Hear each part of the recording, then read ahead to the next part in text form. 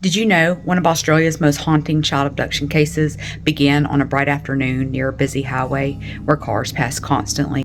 On December 7, 2003, 13-year-old Daniel Morcombe left his home on Queensland's Sunshine Coast to buy Christmas presents for his family.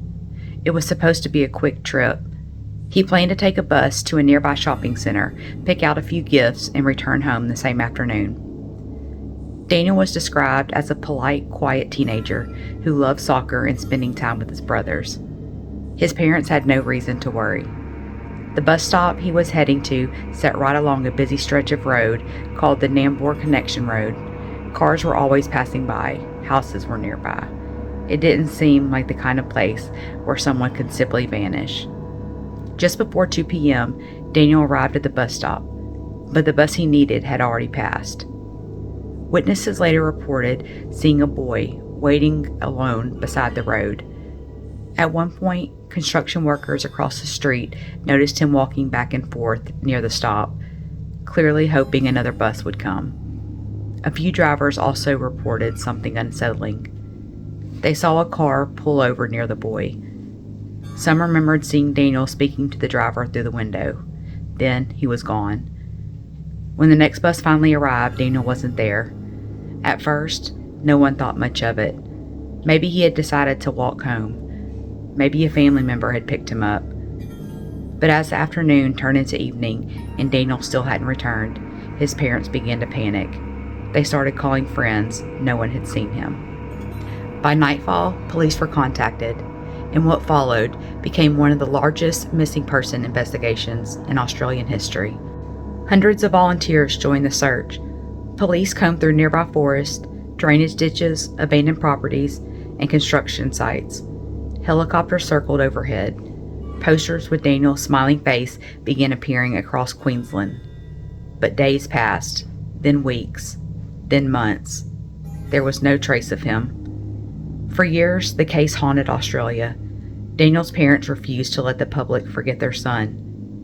They pushed for stronger child safety education and launched what became known as Day for Daniel, an awareness campaign to teach children how to recognize dangerous situations.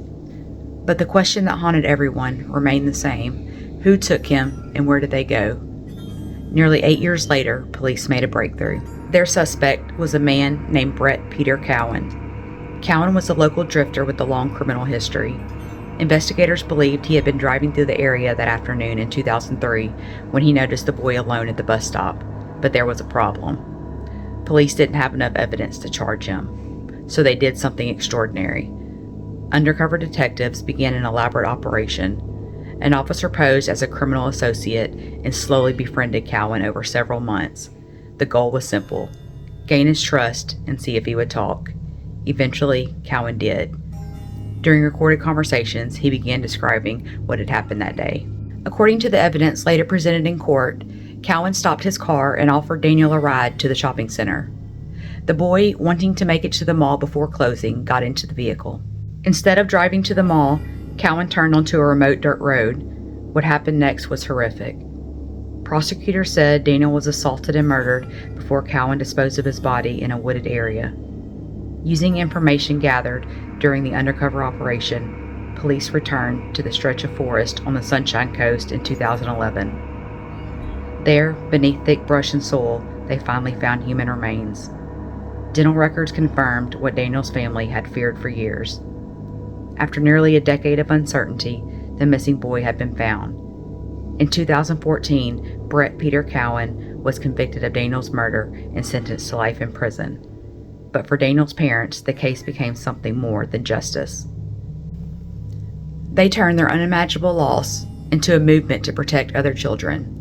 The foundation created in Daniel's name now teaches safety education to millions of kids across Australia.